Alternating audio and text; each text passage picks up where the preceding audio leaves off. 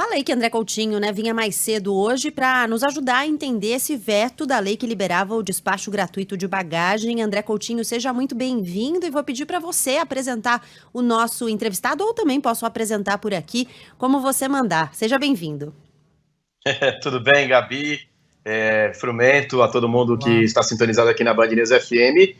Uma notícia que foi anunciada ontem, que saiu no Diário Oficial de hoje, o presidente da República, Jair Bolsonaro, seguindo orientações técnicas de órgãos dos ministérios, como da Economia, da Infraestrutura, da Justiça, Segurança Pública, inclusive o Ministério do Turismo, vetando o que já tinha passado pela Câmara e também pelo Senado, a chamada Lei do Despacho Gratuito de Bagagem, que de gratuito não ia ter nada. E para falar sobre esse assunto, tenho o prazer de receber aqui na nossa programação, já agradecendo pelo tempo dele, o presidente da ABA, Associação Brasileira das Empresas Aéreas, senhor Eduardo Stanovics. Boa tarde, já começo te fazendo a pergunta, algo que deve ser comemorado pelo setor. Tudo bem, Stanovics? Boa tarde, Coutinho, Gabi, Frumento, um prazer estar aqui de volta com vocês. Boa tarde. E agradecer a oportunidade para esse debate sempre super qualificado que eu tenho aqui na Band. Eu acho que o mais importante é essa primeira frase do Coutinho.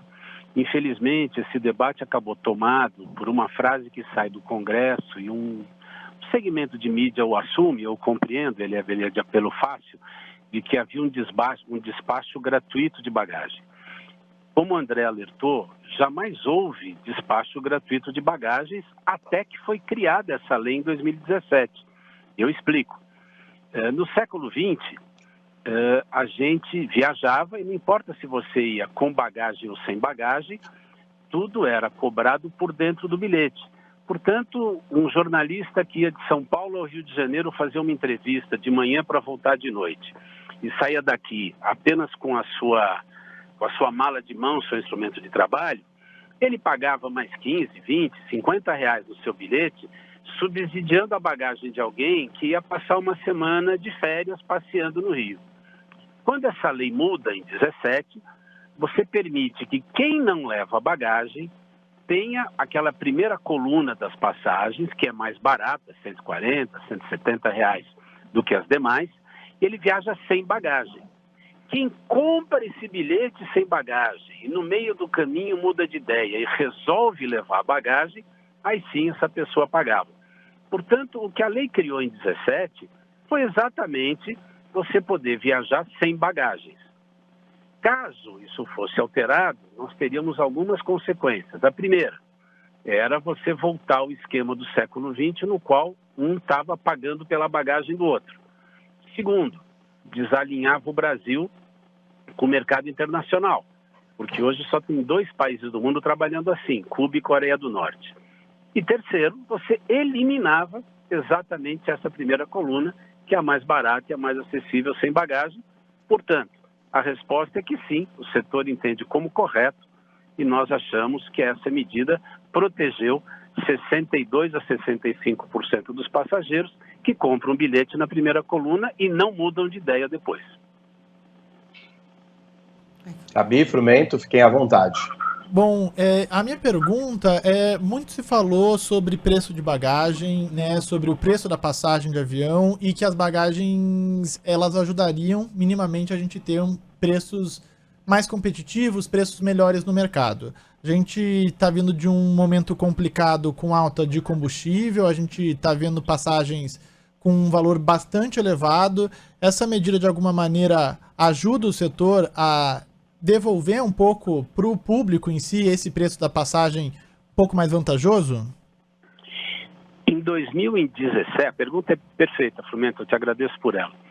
Em 2017, quando essa lei passou a valer no Brasil, vocês se recordam que a gente vinha de um período que começou em 2002 com a liberdade tarifária e foi até o final de 2016 aproximadamente, no qual o ticket médio no Brasil caiu de 900 para 410 reais, caiu pela metade, e o número de passageiros foi de 30 para 100 milhões de reais.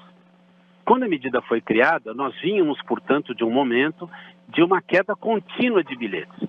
Nós criamos a primeira coluna, cujo preço é mais barato que as demais, achando que a gente ia, crendo, com base na história, que nós continuaríamos esse processo de queda.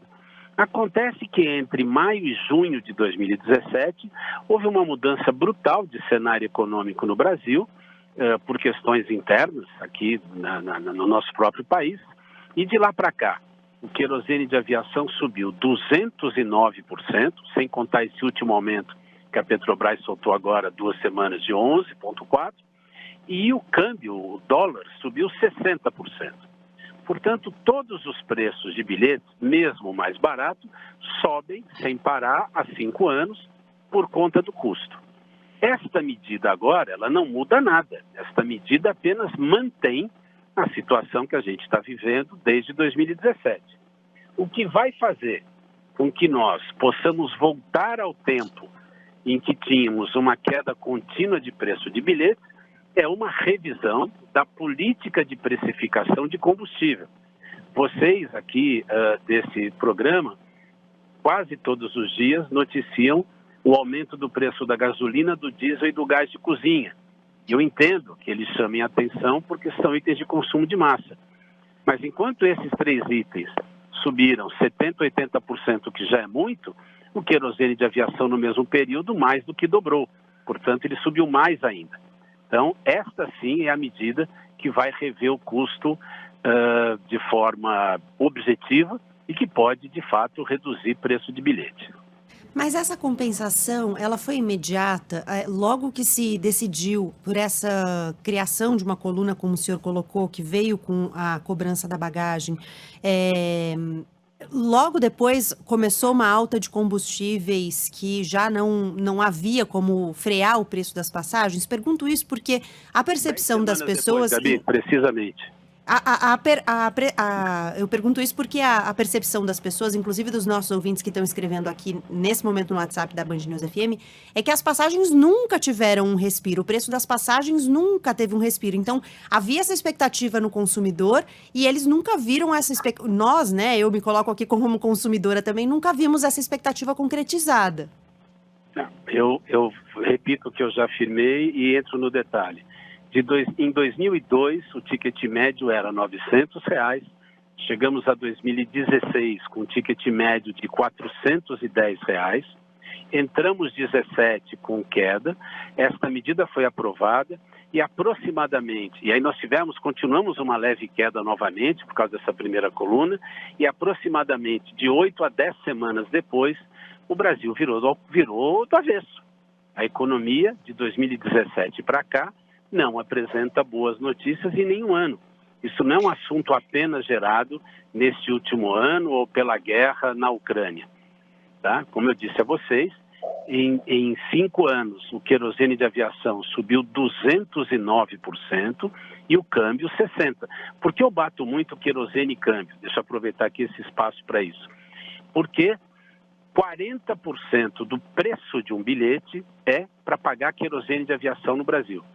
E os outros 10, 12, formando 50, pagam leasing.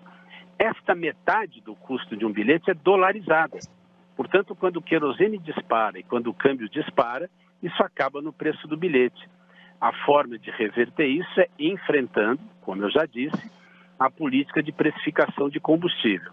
Portanto, eu compreendo e respeito a sensação de consumidores ou a sua sensação, mas os dados objetivos, que são públicos, não são dados que eu tenho aqui comigo. Qualquer consumidor, mesmo os que estão escrevendo agora, podem entrar neste momento, agora enquanto eu falo, no site da ANAC e ver como que os preços de bilhete aéreo se comportam desde 2002. Por que eu cito 2002? Também é uma explicação importante. Porque é quando o modelo de precificação no Brasil muda do preço tabelado. Antigamente, São Paulo-Rio custava 500 dinheiros, Rio-Brasília 600, não importa se era domingo, Páscoa ou Natal. De 2002 para cá, com a liberdade tarifária, esses preços flutuam, de acordo com vários fatores, tá certo? E o resultado foi que abriu-se um momento de competição e os preços caíram a menos da metade. Em 2017, isso mudou. E de lá para cá, infelizmente, esses itens que eu comentei há pouco só pioraram. Você não vê que isso é muito claro que a conversa tem que ser muito mais ampla, né? Além do despacho de bagagem, tem muitas outras coisas, a gente vem conversando já há um bom tempo. Isso passa também por essas duas medidas provisórias que acabaram sendo aprovadas, né? O despacho de bagagem é o que mais parece próximo do consumidor final, mas foram aprovadas e sancionadas sim pelo presidente da República leis dentro de medidas provisórias que são importantes, que podem ser um passo importante para um começo de conversa nesse setor? Eu creio que sim, você está correto. A bagagem tem um apelo popular, então ela chama a atenção da mídia, mas ela é um item que representa pouquíssimo na conversa final. Ela é emblemática, ela é simbólica, porque ela tem um apelo popular muito fácil. Agora, 2 temas aprovados no Congresso recentemente são mais relevantes. O primeiro passou um pouco abaixo do radar, foi um projeto que na Câmara passou algumas semanas, está indo para o Senado, que obriga a Petrobras, finalmente, depois de meio século, a ser transparente com a fórmula de precificação do querosene.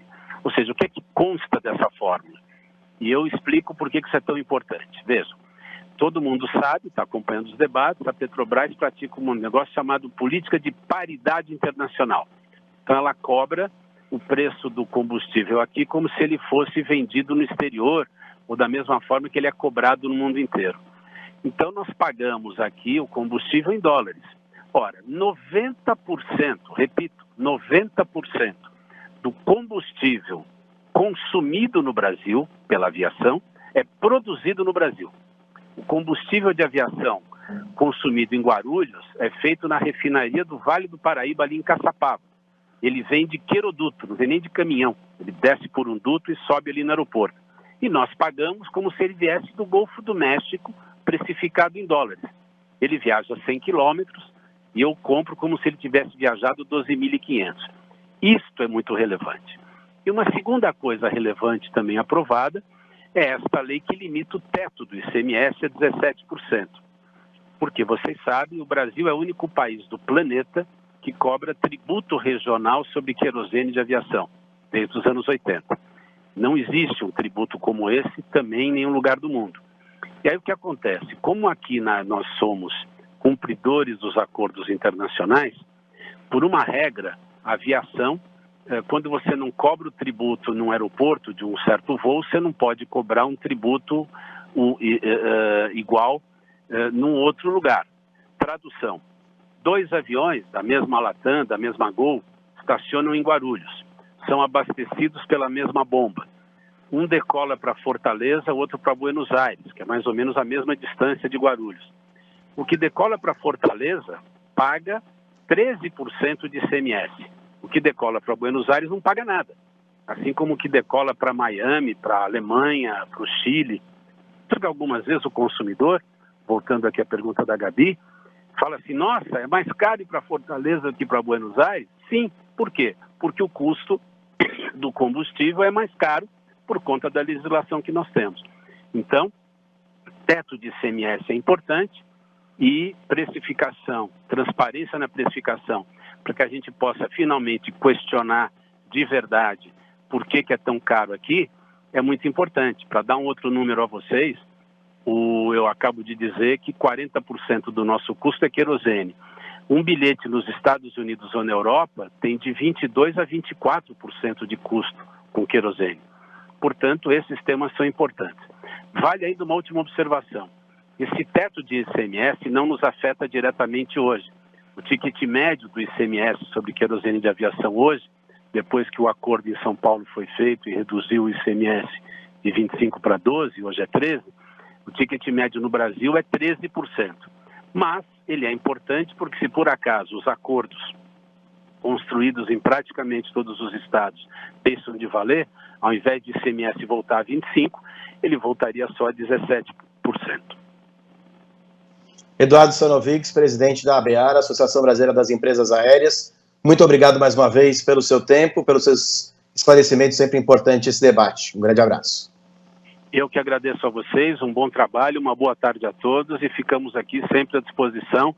Quero externar novamente meu respeito e minha sempre felicidade de poder debater com vocês aqui na Band. Um grande abraço. Obrigada, boa tarde.